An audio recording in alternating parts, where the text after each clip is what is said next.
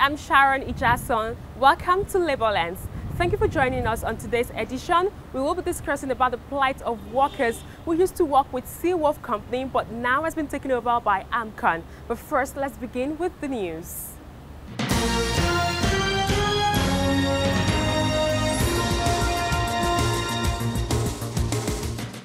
Adamawa state government may lose capable hands if government fails to extend teachers' retirement age. The NUT boss stated this during a courtesy call on Governor Jubrila Bindo.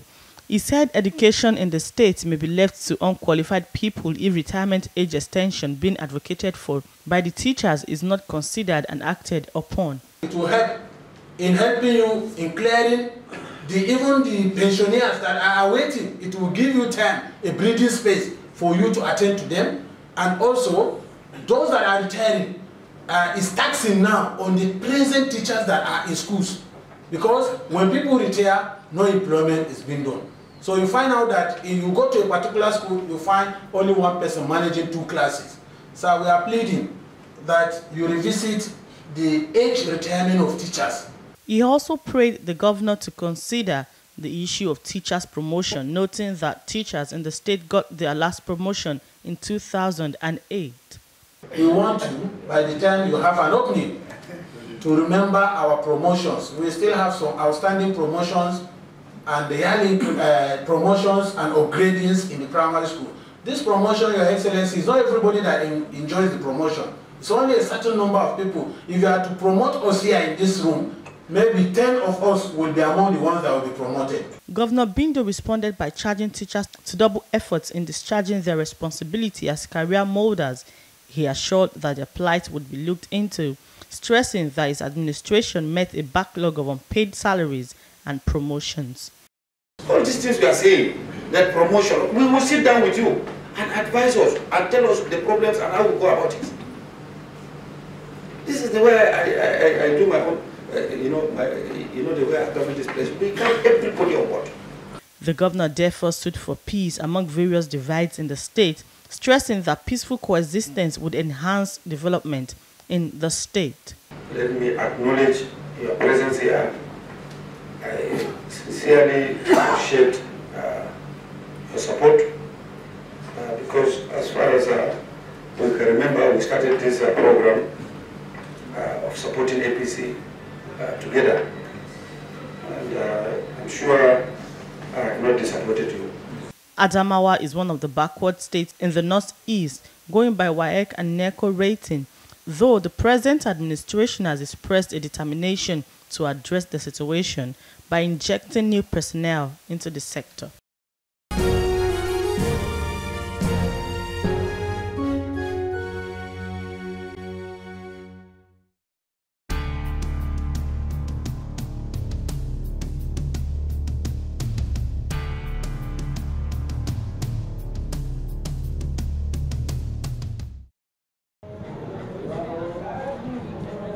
James Jerry is 50 years old. He worked with Seawolf for 5 years before it was bought by Amcon. It tells me when Amcon took over Seawolf, he and more than 400 workers worked in the organization for 2 months, then they were told to stay at home. According to him, since 2013, he and the other workers are yet to get any gratuity, terminal benefit or redundancy letter. We have been struggling through Unpaid. Unpaid is our umbrella. Unpaid is our father in this unionism. We are under Unpaid and the Pengasan. We are looking onto them. They have been writing to federal government, even to Buhari, even to Sibanjo.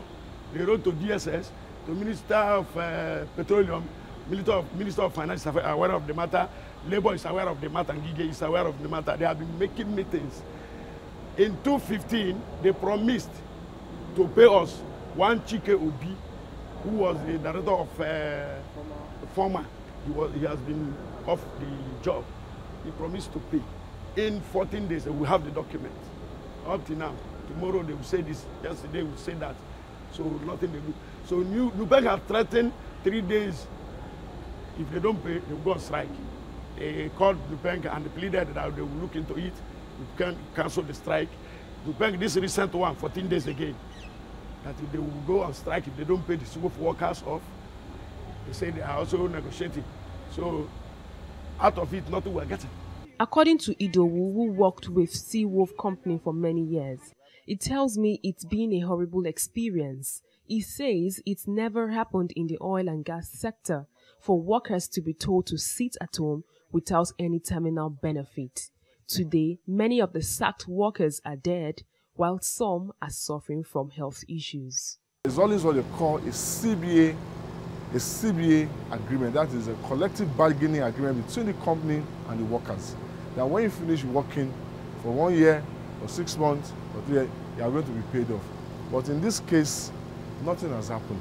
There has never been a case where we sat with either civil management or AMCON management that took over to negotiate redundancy, which is the #1 priority when you are taking over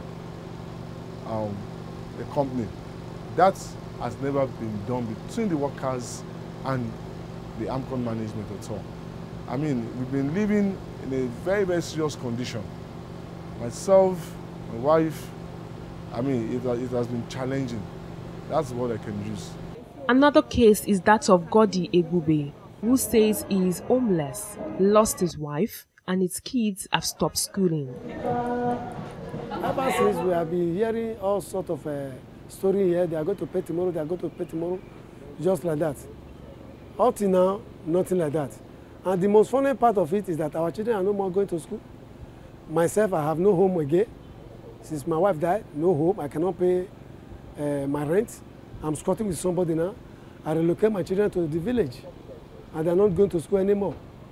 And even my wife that died, I have not settled the debt. So we are begging the government to come to our aid. When you work for a company, you must have an entitlement, and you will pay entitlement. It's in the agreement letter. So we are pleading for the government or whosoever that concerned to come to our aid and look into this matter and let them settle us. We don't know what to do again. We are confused, and some of our members have lost their wife in the course of the job because the job is tedious. We hail a bad chemical into our body, and you know what to drill a chemical, the hazard it cause. So many of our people died in the course of this struggle because no money. Some no home, some are relocated to their village. Like me now, I'm relocated to Lagos because I was in Warri before. I cannot pay house rent. I relocated my children to the village. So I'm now squatting with somebody. It is a man that works in oil industry. So I think government have to look into this matter. For Jerry James, he was living in Lagos but had to relocate to Port Harcourt. Seawolf Oil Company is an indigenous oil drilling firm with state-of-the-art custom-built rigs in the Nigerian upstream oil sector. It was established in 2009, and by 2012 it had to run into debt that threatened to shut it in bankruptcy, for which AMCON bailed it out by buying the debt from a consortium of banks in 2012. The ex-AMCON workers tells me they have explored all means, including 3 months picketing of AMCON's office at Abuja. In actual fact, there is no drilling company that completed a job or finished a job that at the end of the day that they are not paid their working benefits. You know, so we want the government to look into this. In fact, we have been on this issue for over 4 or 5 years now. We want the government to pay us off because ANCO is under the federal government body. So we want them to pay us off. They should pay us our arrears because they are owing us arrears. The issue was that there is no letter of sack, there's no letter of redundancy. So ever, they only asked workers to stay at home up to date. And I believe even at the time they ask workers to stay at home, if it is 1,000, 2,000 that is the salary and you pay them off, do everything, nobody will have it as a mind today that we have one problem or the other. Whatever you want to use it to do, you can. We find it difficult to train our children. We find it difficult to pay house rent. As I'm even talking to you now, I'm owing a house rent of about 2 years or 3 years now. If you are laying people off in every company, you must retrieve the ID card from them and then pay them off. So there was no discussion for job stopped or no dismissal, and there was nothing like a redundancy. Just stop paying us. No information. Only told us that they want to take the rig to Ladon for maintenance, that we're having job again with Morbid for 5 years. I have the documents too. I visited AMCON's office in Lagos and met with the communications director, Jude Nwauzo. He told me to give AMCON time to react, but after writing several letters, we are yet to get a response. We hope they will react before the next episode hits the airwaves.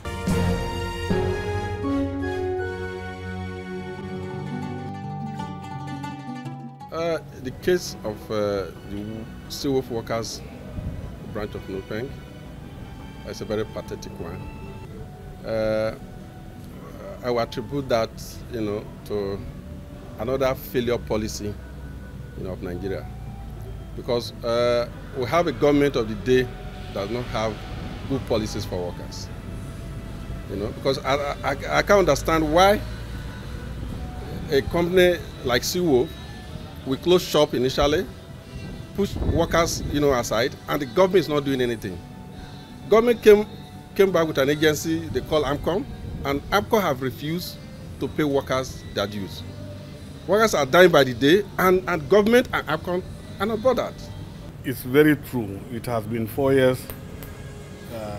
This union has been doing everything to make sure that the issue of Seawolf's terminal benefit did not degenerate to a national issue. It is like all organs that are concerned, they do not appreciate the maturity and responsibility the union is displaying over the issue of Seawolf. But the issue there is that the fear is, by the time they push the union to the wall, when we decided to react, Nigerians should not blame us. Because it is 4 years, the leadership of this union has spoken to almost everybody in this country. That matters, to see how the issue of this Seawolf will be resolved amicably. It is not heard of, it's unheard of. AMCON will take over only the asset of a company without the liability. So, my take there is the AMCON is toying with the industrial peace in the oil industry, and which is the mainstay of the Nigerian economy.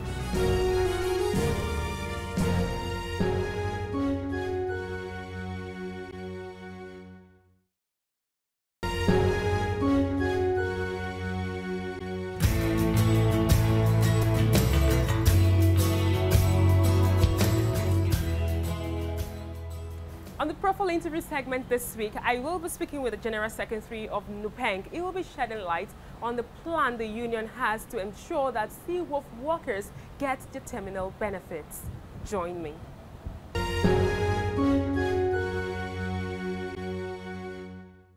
It's good to have you on the program. Thank you very much, Sharon. It's been more than 4 years that the defunct Seawolf was taken over by AMCON. Can you give us a brief summary of the process? Thank you very much. AMCON took over the Seawolf Oilfield Services Limited since January 2014, when Seawolf could no longer meet the obligation, to their lenders. That is First Bank. And AMCON are set up by law. They buy bad debts. So ever since they took over the company in Seawolf, they pay the workers for 2 to 3 months, and thereafter they appointed the receiver manager, who is now running the affairs of the company. So I would like to ask you, more than 450 workers were actually laid off. Was the union Nupeng carried along during this process? Never. We were not carried along. What happened was that when AMCON took over the running of the company in Seawolf, they paid, like I said earlier, salaries for about 2-3 months. Thereafter, the rigs were moved from their locations to the shore. If you look at the marina in Lagos here, you will find two drilling rigs there. They belong to Seawolf Drilling. So after that, the workers were sent home. And ever since then, we have been talking with the receiver manager and the AMCON for the payment of the terminal benefits for the workers. But so far, you said that the APCON didn't consult the union, Seawolf didn't consult the union. I would like to ask you, did the union make any effort to reach the management following this process? Exactly. When this whole incident occurred, we wrote several letters to AMCON to meet with them. We also sought for audience with the receiver manager. As a matter of fact, we met with the receiver manager on 2 to 3 occasions to discuss about the welfare of the workers, their terminal benefits and outstanding salaries. As we speak, the workers are yet to get their terminal benefits and outstanding salaries. So would you say that due process was actually followed? Never. Due process was never followed when AMCON and the receiver manager made the workers redundant. So what would you have proposed in an ideal situation? Well, normally when there's going to be redundancy, when workers are supposed to be laid off, the union and the company will enter into engagement.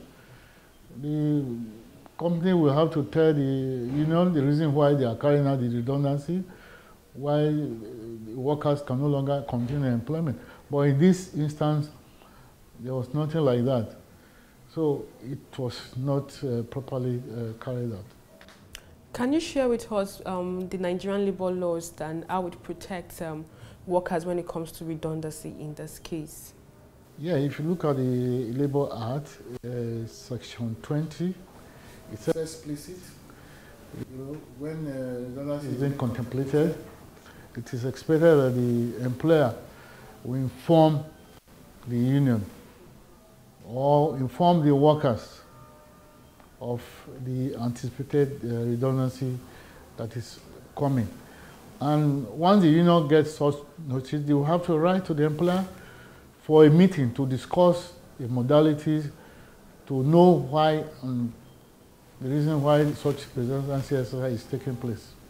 But in our relationship with AMCON and Reserve, this was never followed.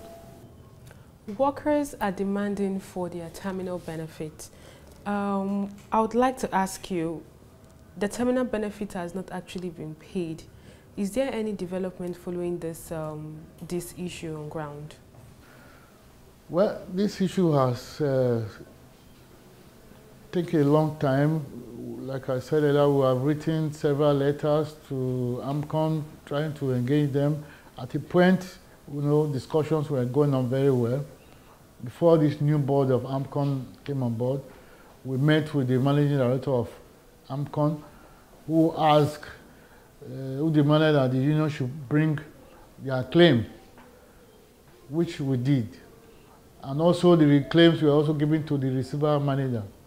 There were discussions going on, but after a while, AMCON stopped listening to anybody. They stopped discussing with the union, and the receiver manager has never one day agreed to look at the terminal benefits of these workers.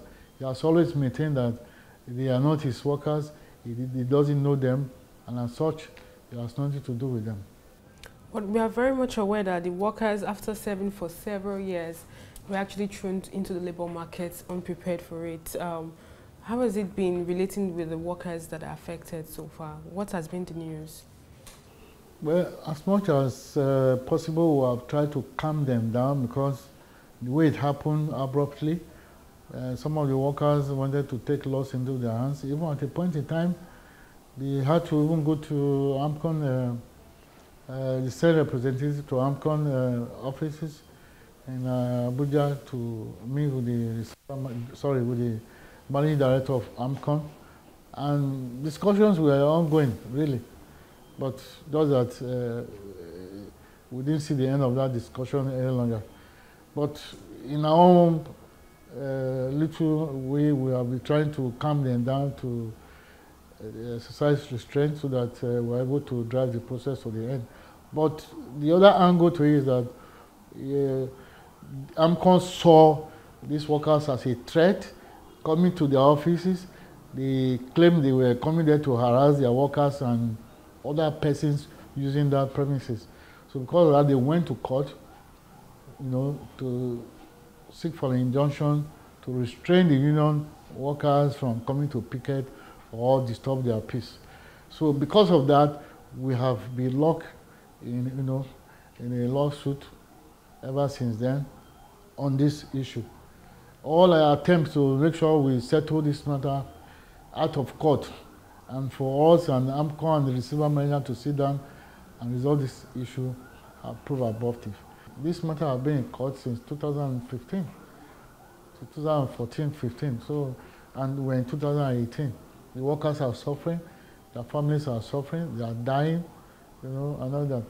So, for us, the Federal Ministry of Labor and the Attorney General should be able to, look at certain cases which ordinarily they should, advise alternative dispute resolution mechanism to use in resolving them instead of relying on the courts. Okay, moving forward, it takes us to the trend of redundancy and casualization of workers, and also losing membership every day due to the fact that workers' rights are not being protected. Workers are losing their jobs every day. So what would you say about this trend of redundancy, and what is the union trying to do to ensure that it's reduced to its barest minimum? Well, the scale of redundancy in the industry is very worrisome, especially in the past 4 to 5 years because of drop in the price of crude oil. That has adversely affected, the employment relationship in the industry, which have led to a series of companies closing down. And ordinarily, when a company is closing down, it means the workers are also going home. So we have been battling with saving jobs, tackling redundancy all this while. There's not much we can do, to prevent companies from laying off workers, because of the economic reality. But as much as possible, we try to make sure that maybe the workers are redeployed to other areas. They are reskilled, they are put into other areas that can be useful in the company so that they can continue to retain them and use them for other purposes. But even as much as we try, some workers are still made redundant. And also come to think of employers, in the industry, we have been fighting casualization, contract staffing for a long time. The employer, because, they want to maximize profit, have always, want to carry out, use contract labor to execute their jobs. Even the jobs of permanent workers, employees, they use contract labor, and this is condemnable. The Federal Ministry of Labor, on their part, have done their best, but I think they still need to do more. And also, maybe the National Assembly also need to look into our legislation, to make sure that this cankerworm is eradicated. Owing to the fact that the issue of redundancy is a big issue, is there any way that you've been able to probably orientate, to ensure that they are being regularized, or probably even allowed to join union? Because we know that, okay, the law says casualization of staffing should happen between 5 and 6 months. The workers should be actually made a staff. But that aside, moving forward, is there any way that these workers are being probably carried along into the union? Yeah, what we have decided to do is in fact, since 1991, when NUPENG first came up with this struggle, a communique was signed where in the industry it was agreed that those workers that cannot be regularized, you know, who are contract workers, will be unionized. So what we have been doing is trying even contract workers to make sure that, you know, the employers conform with, you know, employment conditions that are universal and as contained in the labor laws. So this is what we have been doing, and we have done well in this area. In Chevron, we have Chevron Contract Workers Group. In AGIP, we have. In Total, we have. So those that are not made staff, we go and unionize them. So that is what we have been doing. Thank you very much for joining us on the program. It's my pleasure. You're always welcome. And that's all we can take on today's edition of the program. Join us next week for a fresh edition of the show. I am Sharon Ijason. Thanks for watching, and remember, labor creates wealth.